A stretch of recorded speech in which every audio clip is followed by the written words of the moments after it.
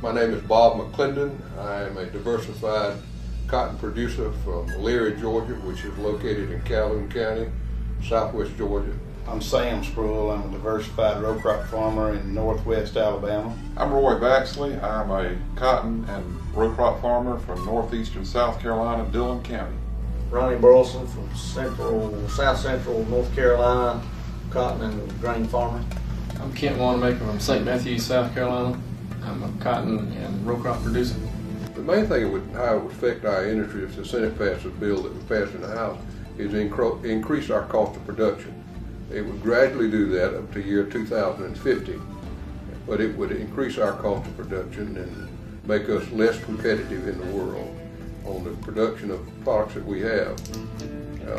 Things that we're producing, about 50% of our fertilizer is produced in the United States. But that industry, if it can't be competitive in the United States, is going to move abroad, which is going to take jobs. And here we're in a recession in our country, and we're trying to create jobs, yet we're creating legislation that's going to eliminate jobs. It just doesn't make sense. There's not been any study that we've been able to find that actually looks at the far-reaching things. We talk about the $15 a month it's going to cost an average household out here, but we need to talk about what it's going to cost the people in the businesses and the individuals in this country who are producing and whatever they're producing, whether it be farm products or tractors or automobiles or whatever they're doing. We need to have more study done there before we can even decide if this is something we can afford to do. We definitely need more sound science to decide if it's something we need to do, and we need to be on a level playing field with the rest of the world. If you're going to have legislation, I think there should be a tariff placed on any product coming in this country from countries that do not comply with the same type of legislation that we have. The products that Walmart brings in and all these other companies that are bringing in products, they should be a tariff put on them to encourage a level playing field between the producers throughout the world. It does not address this issue that agriculture is already doing things to more efficiently use energy, to more efficiently produce energy, and even sequester carbon, as we've already been no-tilling for many years, and we're not getting any credit for any of those issues. We're in probably the deepest recession we've been in decades. This is a bill that is clearly inflationary. It's going to increase costs to every consumer in this country.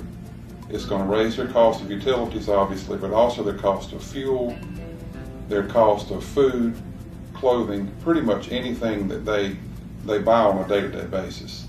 It's very inflationary. As I see it, the only jobs it's going to create would be regulatory jobs. So I would say, how could you possibly think this is going to help our economic situation? My biggest concern is that it makes anything that makes the United States less competitive with other foreign countries is definitely not in the best interest of the United States. Let me say this. On the Friday that this bill came onto the floor for a vote, I called my two congressmen's office that morning and spoke with both offices. And both offices told me that they had been inundated with calls to vote against this bill. I was glad to hear it. I was glad that many people like myself had taken the time to call and express their concerns about it. Well, at the end of the day, these two congressmen voted for the bill. I would say to our legislators in Washington, forget the political agenda that's being forced upon you and listen to what your constituents back home are telling you to do. They're the ones that sent you to Washington. You're representing them. You are not representing the administration or certain leaders in the House and Senate. Remember who you're representing, the ones that sent you to do their work.